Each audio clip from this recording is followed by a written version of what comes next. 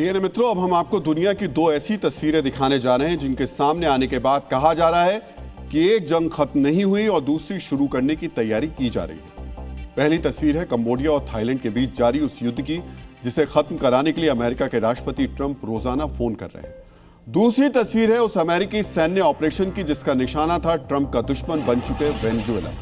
इस एक्शन की अमेरिकी फौज की ऑयल लूट भी कहा जा रहा है। सबसे पहले हम आपको समंदर की लहरों के बीच ट्रंप के उस ऑपरेशन की जानकारी देने जा रहे हैं जिसने दुनिया के एक हिस्से में हलचल मचा दी।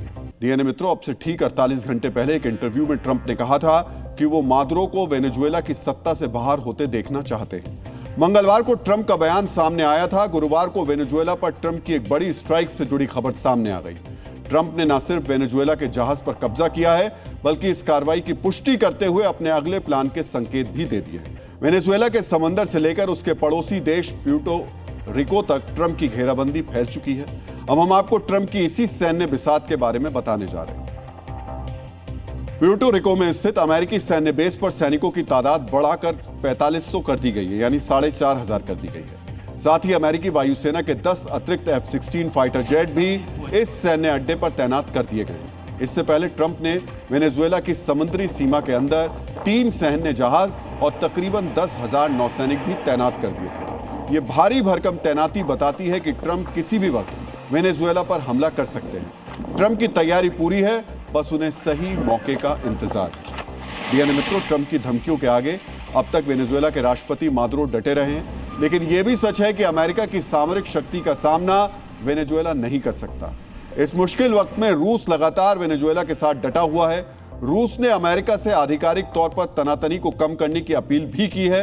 अगर ट्रंप ने यह अपील नहीं मानी तो माहौल शांत रहेगा, लेकिन अगर ऐसा नहीं हुआ तो संभव है कि अमेरिका को दोबारा क्यूबा क्राइसिस जैसे हालात का सामना करना पड़ जाए। ट्रंप के सामने ऐसी चुनौती खड़ी होगी या नहीं, यह आने वाला वक्त बताएगा, लेकिन फिलहाल ट्रंप एक बड़ी चुनौती से जूझ रहे हैं। यह चुनौती उस युद्ध विराम से जुड़ी है जो ट्रंप ने कराया था, लेकिन यह सीज फायर 2 महीने में ही टिक नहीं पाया। हम बात कर रहे हैं थाईलैंड और कंबोडिया के बीच जारी उस युद्ध की जिसे ट्रंप का फोन कॉल भी नहीं रोक पा रहा।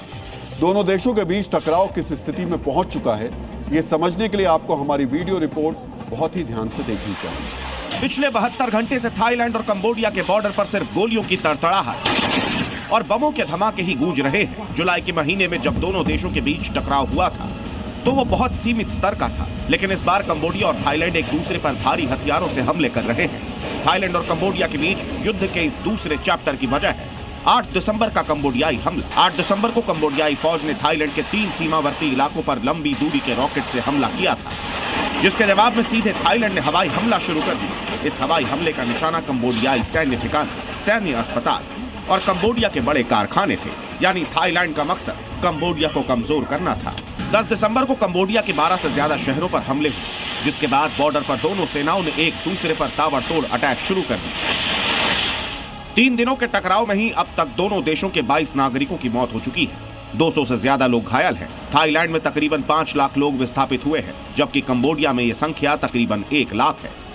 पिछली बार तो ट्रंप ने सीज फायर करा दिया था, लेकिन इस बार दोनों देश ट्रंप की भी नहीं सुन रहे हैं।